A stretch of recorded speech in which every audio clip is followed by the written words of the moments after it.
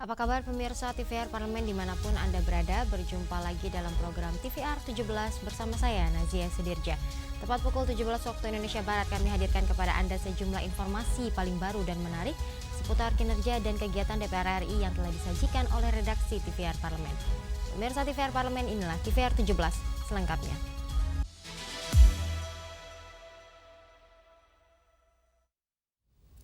Pemirsa, DPR RI komitmen tingkatkan kinerja pengawasan terhadap program-program pemerintahan baru yang diharapkan dapat membantu mewujudkan kesejahteraan rakyat dan mendukung visi Indonesia Emas 2045.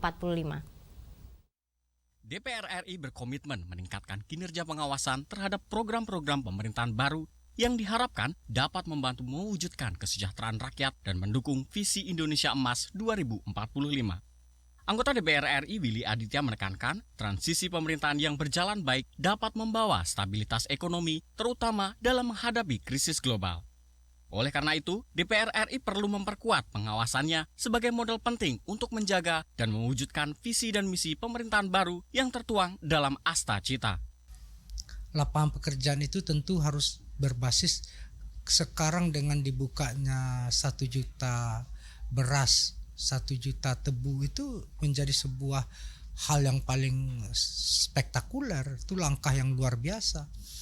Yang kedua sebenarnya mengintegrasikan antara agraris dengan hilirisasi itu dengan maritim ya. Fokus DPR dalam hal ini adalah mendukung kebijakan-kebijakan itu untuk melakukan pengawasannya.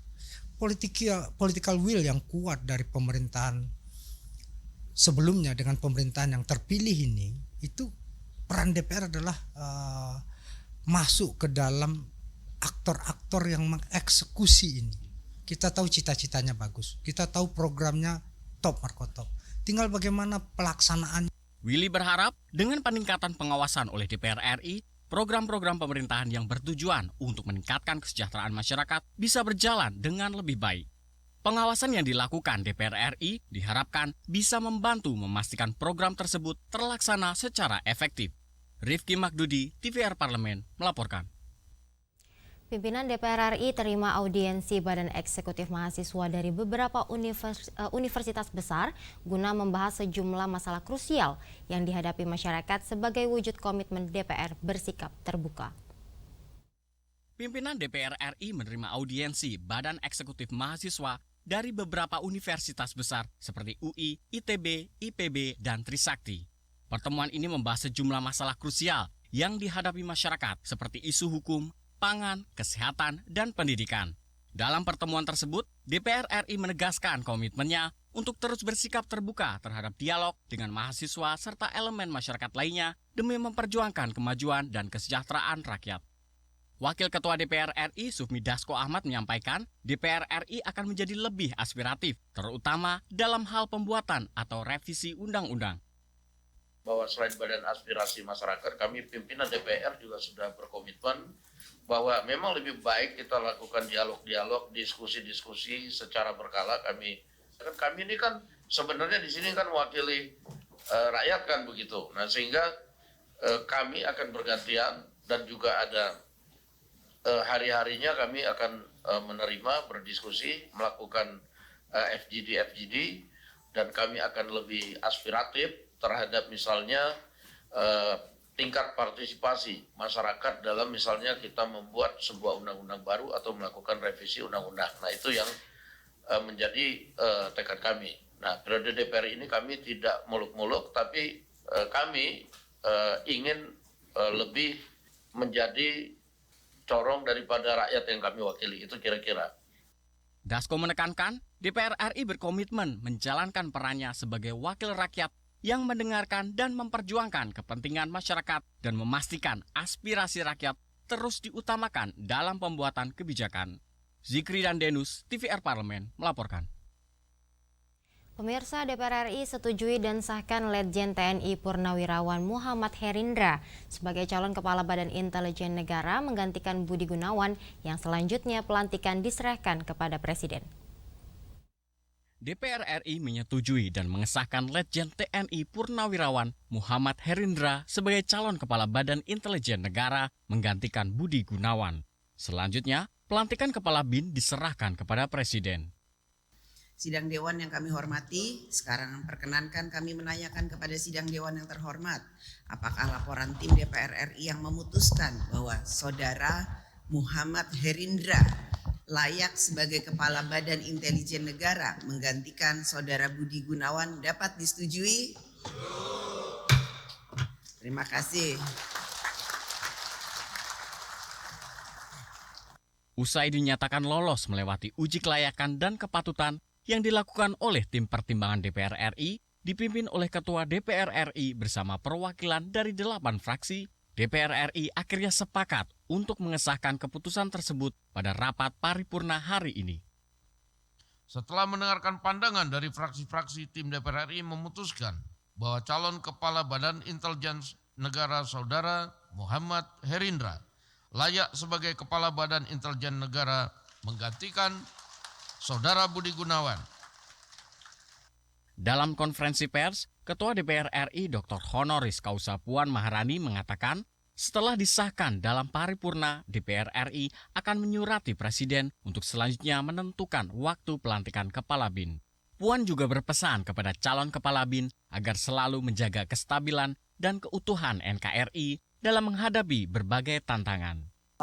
Disetujui oleh rapat paripurna, proses mekanismenya adalah nanti kemudian kami akan berkirim surat kepada Presiden terkait dengan persetujuan ini, dan terkait dengan pelantikan tentu saja nanti kami menunggu dari pemerintah silakan kapan akan dilantiknya.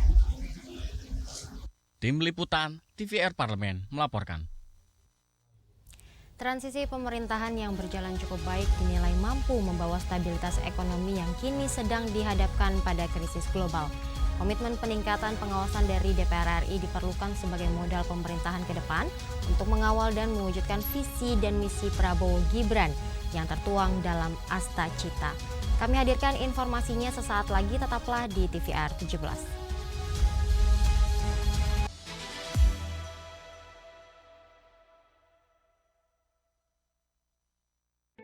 Selamat datang di Biro Pemberitaan Parlemen. Anda memasuki kawasan zona integritas menuju wilayah bebas dari korupsi atau WBK dan wilayah birokrasi bersih dan melayani atau WBBM.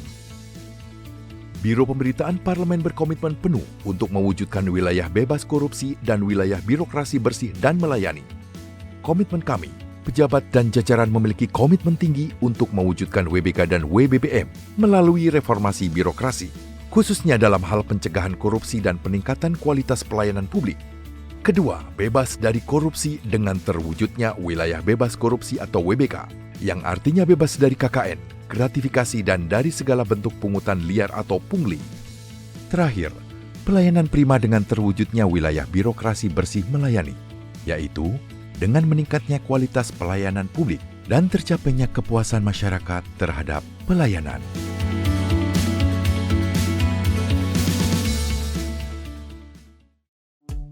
DPR RI memiliki fungsi diplomasi dalam menjalankan politik luar negeri sesuai dengan pasal 116 Undang-Undang MD3. Kontribusi aktif BKSAP DPR RI memainkan peranan penting dalam memenangkan persaingan global melalui IPU, IPA, IPPF, IPA, dan PUIK. BKSAP memiliki komitmen yang tinggi dalam krisis kemanusiaan dunia. Fungsi diplomasi dijalankan untuk mendukung upaya pemerintah dalam melaksanakan politik luar negeri.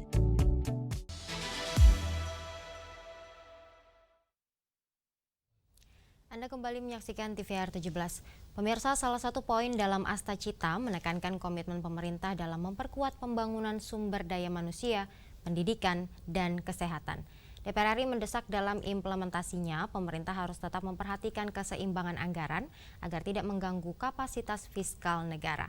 Simak informasi mendalam yang telah dirangkum oleh tim redaksi TVR Parlemen dalam segmen editorial Parlemen berikut ini.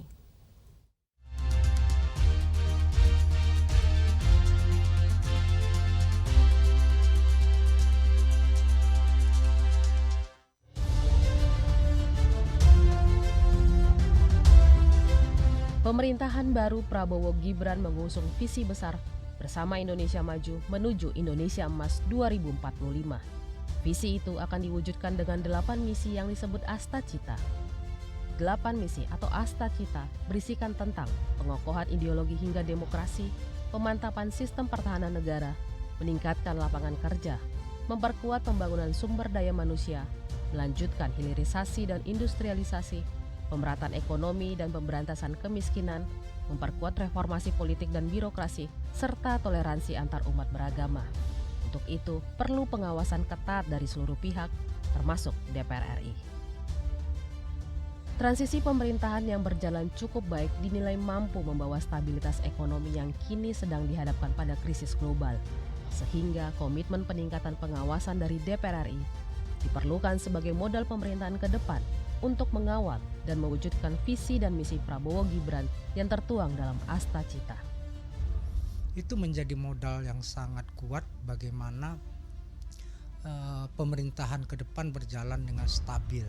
Jadi komitmen yang kuat itu sangat luar biasa. Jadi ada kesadaran kolektif terhadap situasi yang ada, dan sekarang tinggal bagaimana benar-benar menempatkan skala prioritasnya. Dari Astacita itu mana yang paling prioritas? Yang pertama adalah bagaimana lapangan pekerjaan itu tentu harus berbasis sekarang dengan dibukanya 1 juta beras, 1 juta tebu itu menjadi sebuah hal yang paling spektakuler. Itu langkah yang luar biasa.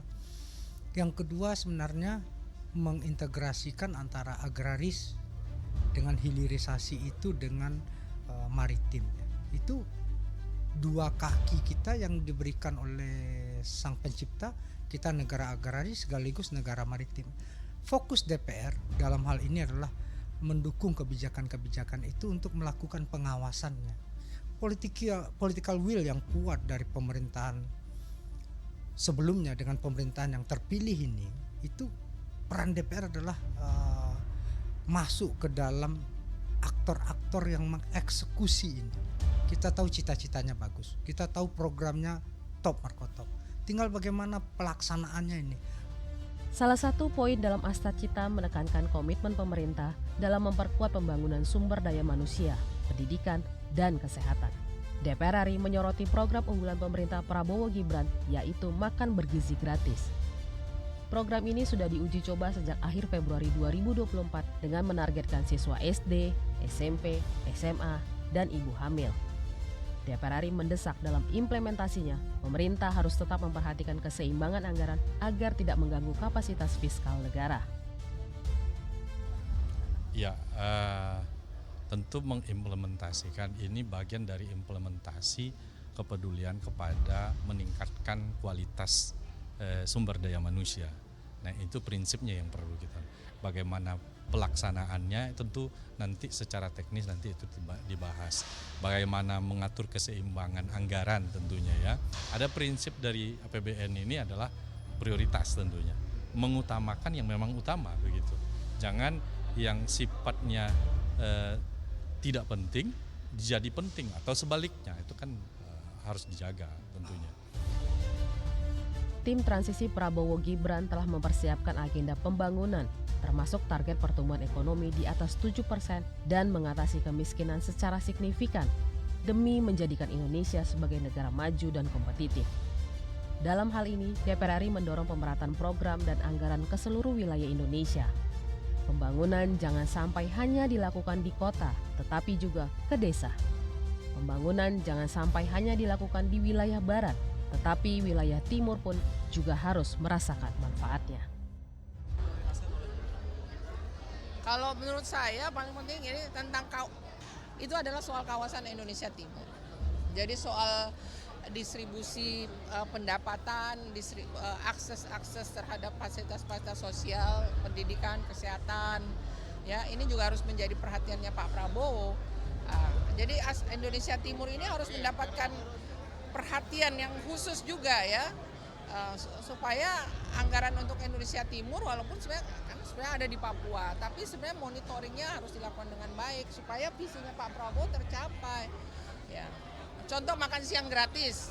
Makan siang gratis ini tidak sekedar makan siang, tapi menurut saya ada filosofinya penumbuhan ekonomi. Jadi artinya jangan sampai seperti kasus BLT yang dalam satu kantong semua providernya dari Jakarta. Kalau saya makan siang gratis itu harus menumbuhkan aspek pertanian UMKM yang ada di daerah. Komitmen DPR RI untuk memaksimalkan kinerja pengawasan, anggaran, dan legislasi terhadap program pemerintah dicerminkan dengan menambah 2 komisi dan membentuk Badan Aspirasi Masyarakat.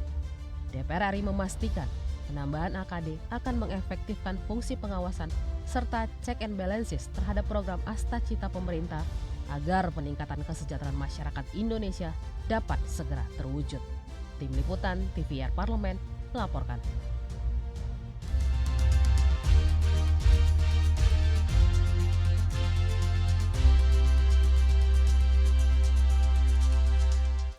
Pemirsa, DPR baru memberikan harapan segar perbaikan di segala sektor, salah satunya bidang ekonomi di daerah pemilihan. Tingginya harapan masyarakat pada 580 anggota dewan yang telah dilantik pada 1 Oktober silam menjadi pertanda bahwa aksi nyata dan komitmen kerja DPR baru sangat dinantikan oleh publik. Informasi selengkapnya jangan kemana-mana, tetaplah di TVR 17.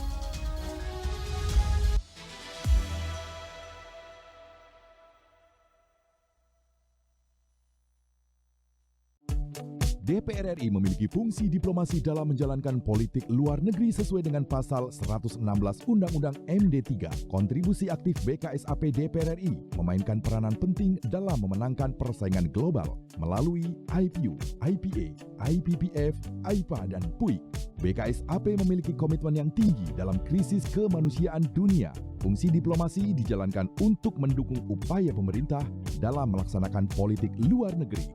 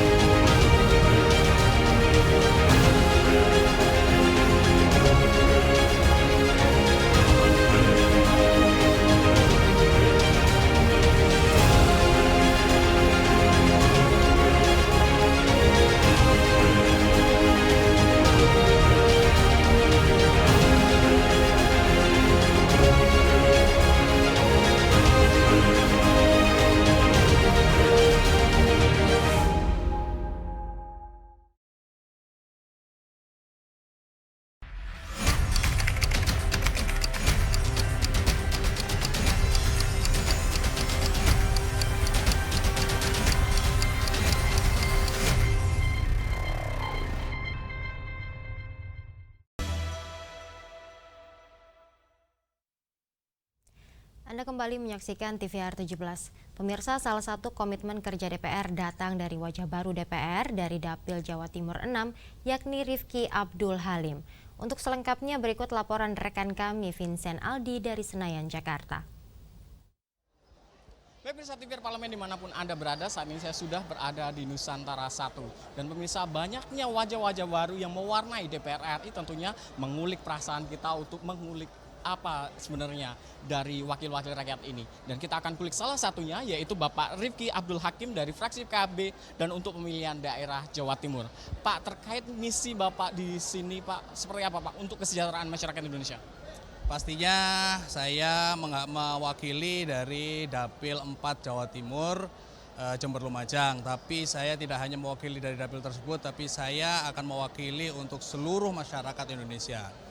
Nah, yang saya harapkan adalah perbaikan demokrasi ke depan, terus perbaikan ekonomi untuk masyarakat kecil, utamanya kalau di dapil saya itu utamanya untuk para petani dan nelayan. Itu sih yang ingin saya perjuangkan. Selama saya turun di dapil kemarin, banyak keluhan dari masyarakat tentang langkanya pupuk. Nah, ini saya pengen memperjuangkan bagaimana agar para petani ini mendapatkan kemudahan untuk mendapatkan pupuk. Saya akan berkomunikasi dengan BUMN-BUMN terkait, perusahaan-perusahaan pupuk, agar suplainya bisa lebih merata, bisa diakses langsung oleh masyarakat. Mungkin kita akan mengurangi distribusinya gitu. Mungkin kemarin para petani menyampaikan ke saya sebenarnya mampu untuk beli, bahkan yang pupuk tidak bersubsidi pun mampu. Cuman barangnya yang nggak ada. Ya itu yang akan coba kita cari, kita diskusikan dengan BUMN terkait, perusahaan-perusahaan pupuk terkait. Berarti ini sudah ada Pak komisinya yang akan dituju Pak berarti ya? Sudah ada penempatan komisinya Pak? Kalau untuk komisi itu tergantung penugasan dari partai, tapi perjuangan kita tidak terbatas dari komisi karena kita bisa menyampaikan aspirasi ke fraksi, nanti fraksi bisa masing-masing komisinya bisa kita titipkan aspirasi-aspirasi dari konstituen kita. Harapan Bapak terakhir untuk kesejahteraan Bapak dengan adanya Bapak di DPR ini? Untuk saya sendiri? Bagi umum Pak, masyarakat Indonesia. Oh, untuk umum. Ya saya berharap dengan adanya saya hadir baru di legislatif, saya bisa membuatkan warna baru di legislatif.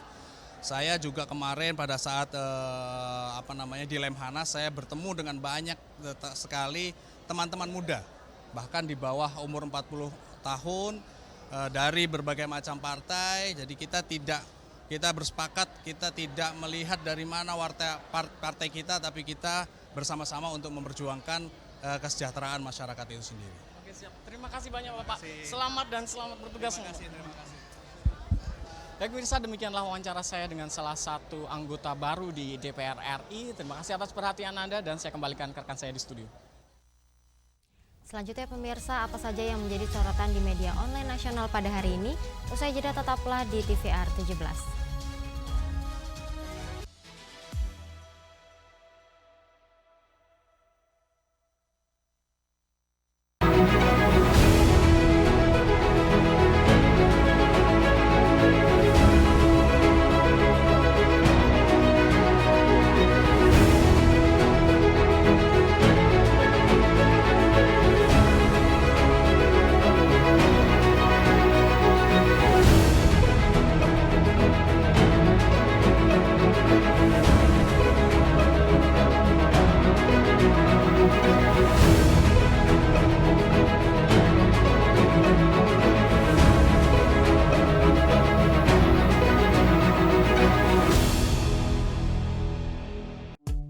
DPR RI memiliki fungsi diplomasi dalam menjalankan politik luar negeri sesuai dengan pasal 116 Undang-Undang MD3. Kontribusi aktif BKSAP DPR RI memainkan peranan penting dalam memenangkan persaingan global melalui IPU, IPA, IPPF, IPA, dan PUIK. BKSAP memiliki komitmen yang tinggi dalam krisis kemanusiaan dunia. Fungsi diplomasi dijalankan untuk mendukung upaya pemerintah dalam melaksanakan politik luar negeri.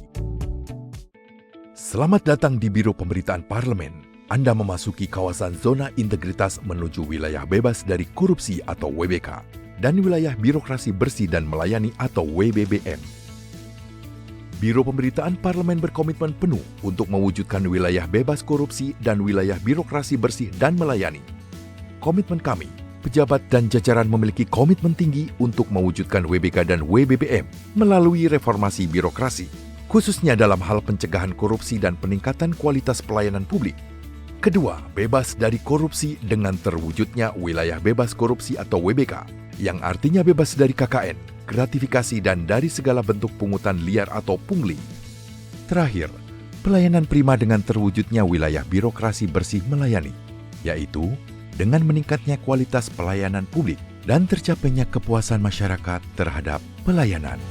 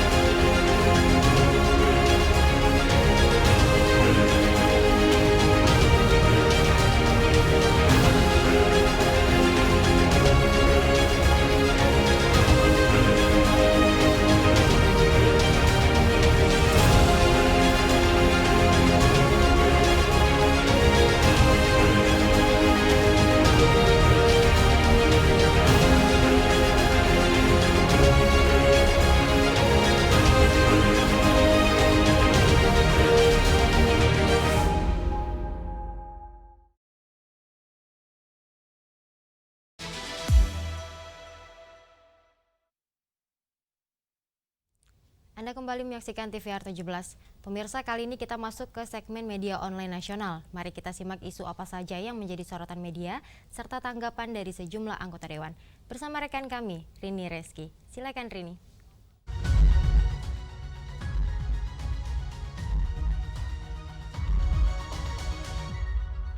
Terima kasih rekan Nazia dan pemirsa, selamat sore. Kita masuk ke berita pertama yang tentunya menjadi headline di media online pada hari ini mengenai kritik pernyataan Menlu Jerman terkait dengan serangan Israel. Sukamta menyebutkan hak bela diri sepenuhnya punya Palestina. Kita lihat pemirsa di layar kaca. Di sini, dalam pidato di hadapan parlemen Jerman baru-baru ini, Menteri Luar Negeri Jerman, Annalena Baerbock, membenarkan tindakan Israel dalam kerangka membela diri untuk menyerang situs sipil. Karena Hamas dianggap bersembunyi di kerumunan warga sipil, juga di bangunan sekolah. Tentunya di sini pemirsa, Menlu Jerman menyebutkan situs sipil dapat kehilangan status perlindungannya jika teroris menyalahgunakan status ini. Terkait hal ini, Sukamta kritik keras pernyataan tersebut dan juga nilai sebagai kesesatan berpikir. Terlebih pemirsa, pernyataan itu tidak bisa disematkan kepada Israel yang telah menjajah Palestina lebih dari 76 tahun. Sebaliknya, hak membela diri menurutnya menjadi hak sepenuhnya bagi bangsa Palestina. Tentunya pernyataan ini pemirsa dinilai hanya memberikan legitimasi terhadap genosida yang dilakukan Israel dan akan mempersulit penghentian genosida di Gaza. Kita beralih ke berita selanjutnya yang juga menjadi headline di media online, yaitu mengenai Anies Biarwati yang menyebutkan pemerintah baru punya peluang rombak APBN 2025. Kita lihat kembali di layar kaca. Dan di sini anggota DPR RI yaitu Anies Biarwati menyebutkan presiden terpilih yaitu Prabowo Subianto memiliki peluang untuk merubah anggaran pendapatan dan juga belanja negara tahun 2025. Meskipun sudah disusun dan juga disahkan sebelumnya, hal ini dikarenakan APBN 2025 bersifat baseline dari anggaran wajib yang dialokasikan untuk pemerintahan ke depan pemirsa.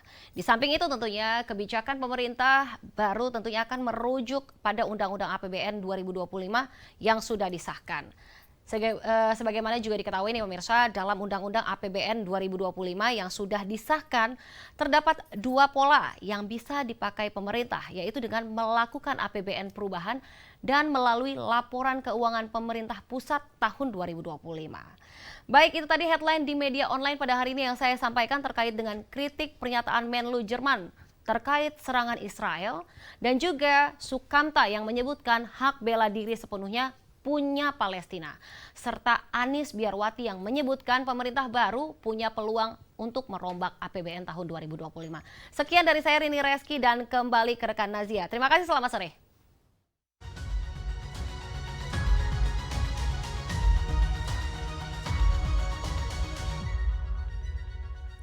Terima kasih rekan Rini yang telah menyampaikan sejumlah update sorotan dari media online nasional pada hari ini. Pemirsa, segmen media online tadi sekaligus menutup program TVR 17 edisi sore hari ini. Saya Nazia Sudirja beserta seluruh kru TVR Parlemen yang bertugas mengucapkan terima kasih dan pamit undur diri dari hadapan Anda. TVR Parlemen, referensi Indonesia.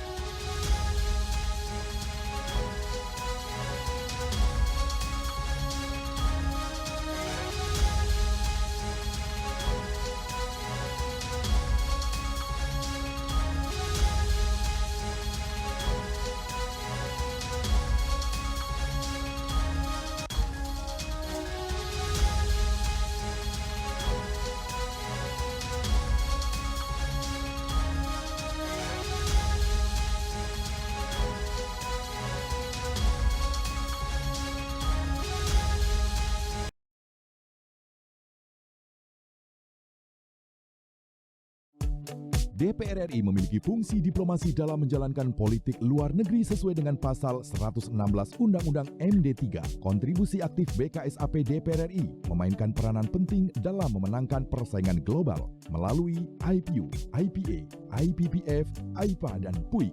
BKSAP memiliki komitmen yang tinggi dalam krisis kemanusiaan.